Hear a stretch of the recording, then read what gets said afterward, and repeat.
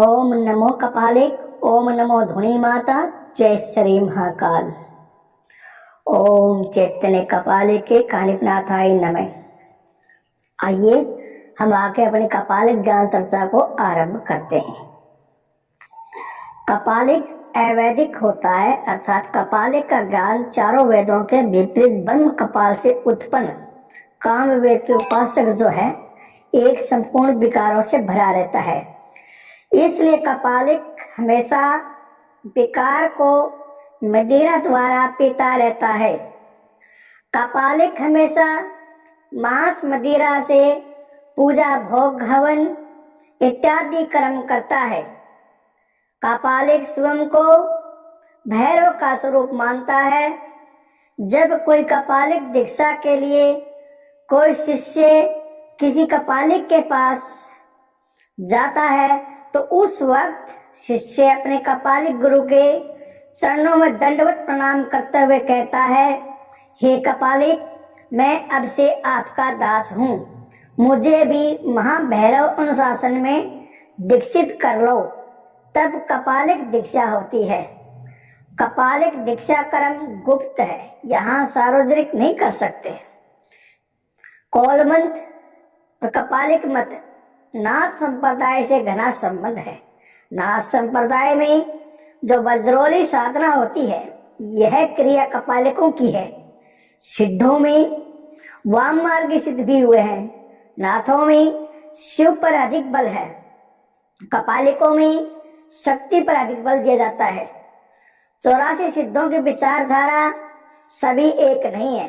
इनमें जो बौद्ध परंपरा के सिद्ध भी हैं, उन पर महायान, वज्रयान, सहजयान, काल चक्रयान का स्पष्ट प्रभाव है। कपालिक मत मूल स्रोत पाशुपत से है। पाशुपत के संस्थापक नकुलिस या प्रतीकात्मक नाम था। गोरख सिद्धांत संग्रह के अनुसार श्रीनाथ जी के दूतों के रूप में विष्णु के 24 अवतारों के कपाल काटे। इस नए मत के पर्वतों को ही कपालिक कहा जाने लगा। कपालिक में वामाचार चरम सीमा में पाया जाता है। कपालिक गृहस्थ और विरक्त दोनों ही होते हैं, जो पूर्ण वाम मार्गी होते हैं।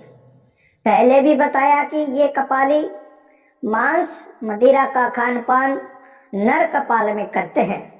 कपालिक साधना में बलि विधान अनिवार्य है। कपालिक का संबंध नाथों की तरह बौद्ध वज्रयानी से भी गहरा संबंध है, जिन्हें बौद्ध कपालिक कहते हैं। शिवम को कपाली भैरव कहते हैं। मत्स्येंद्रनाथ और जालेंद्रनाथ दोनों ही आदिनाथ के शिष्य थे। दोनों गुरु भाई थे, किंतु दोनों की प्रणालियां अलग अलग थी।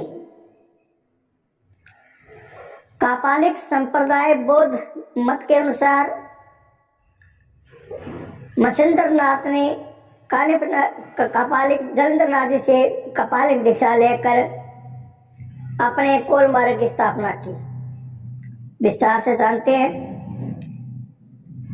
जलेंद्रनाथ जी के शिष्य कानिपनाथ थे। कानिपनाथ जी अपने गुरुदेव जलेंद्रनाथ जी के साथ भ्रमण कर रहे थे। मत्स्येंद्रनाथ से मिलने आते समय वे पूरी नगरी में भिक्षाटन के लिए चले गए। मत्स्येंद्रनाथ जी वज्रयान कपालिक तांत्रिकों के प्रभाव में आकर कोलज्ञानी बन गए थे।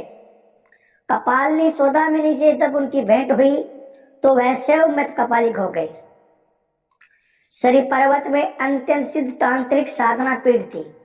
यहाँ शैव कपालिक, शाक्त कपालिक और बौद्ध कपालिक का जमघट लगा रहता था। सभी कपालिक तांत्रिक साधक तंत्र साधना कर सिद्धि प्राप्त करते थे।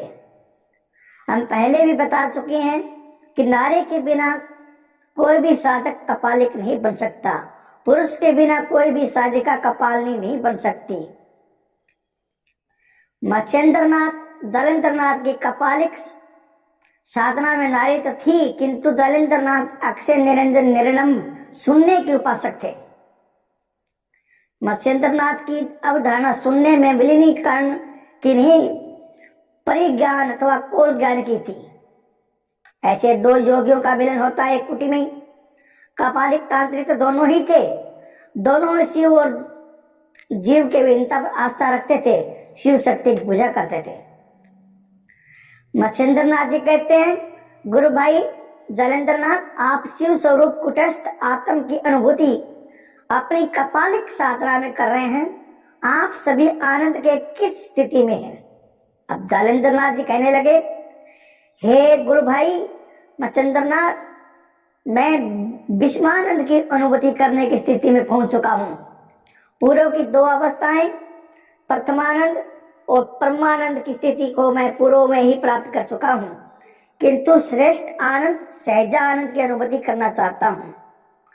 मच्छिंद्र नाथ जी ने कहने लगे, ये गुरु भाई जलेंद्र नाथ, सत्य कहा, आपने निर्विकल्प ब्रह्मानंद की प्राप्ति में इंद्रिय बोध लुप्त हो जाता है, व्यक्ति का शव तत्व और आत्म भाव भी समाप्त हो जाता है। मैं भी इसी आनंद की चरम स्थिति तक पहुंचने के लिए साधना कर रहा हूं। इसी संवाद परिसंवाद चर्चा की बाकी जानकारी मैं अगली वीडियो में पोस्ट कर दूंगा। तब तक के लिए जय श्री महाकाल, ओम नमो कपालिक, जय श्री महाकाल, जय धुनी माता की।